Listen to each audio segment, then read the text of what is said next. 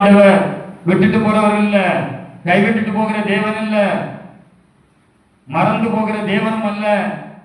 மனுஷங்க கொஞ்ச நாள் நம்மிடத்தில் இருந்து நன்மைகளை பெற்று அதை அனுபவித்து முடிச்சுட்டு நாம விழுந்து போனதுக்கு அப்புறம் என்ன செஞ்சிருவாங்க, மறந்து போயிடுவாங்க. ஆனா தேவன் நாம் விழும் பொழுது நம்மை தூக்கி எடுக்கிற தேவனாய் இருக்கிறார். அல்லேலூயா.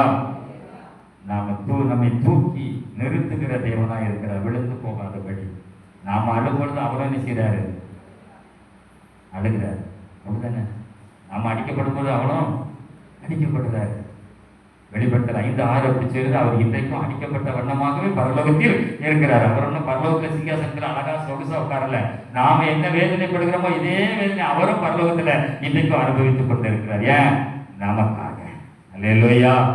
நமக்காக பாடுகளை அனுபவித்துக் கொண்டிருக்கிறார். நாம் கண்ணீர் வடிக்கும் பொழுது நம்முடைய கண்ணீரை பார்த்த உடனே அவரும் அழுகிறார். ஐயோ, என் பிள்ளை கண்ணீர் வடிக்கிறான், என் மகன் கண்ணீர் வடிக்கிறான். எதற்காக கண்ணீர் வடிக்கிறான்? ஏன்பா கண்ணீர் வடிக்கிறான்? உடனே ஒரு தூதனை அனுப்பி கேட்கிறார், ஏன்பா அவனுக்கு பிரச்சனை, என்ன பிரச்சனை? விசாரிக்கிற தேவன். மனுஷங்க கைவிடணும், மனுஷங்க நம்ம விட்டுட்டு போகலாம். ஆனா என்றைக்கும் மாறாத தேவன் ஒருவர் இருக்கிறார். மனிதர்கள் நம்பு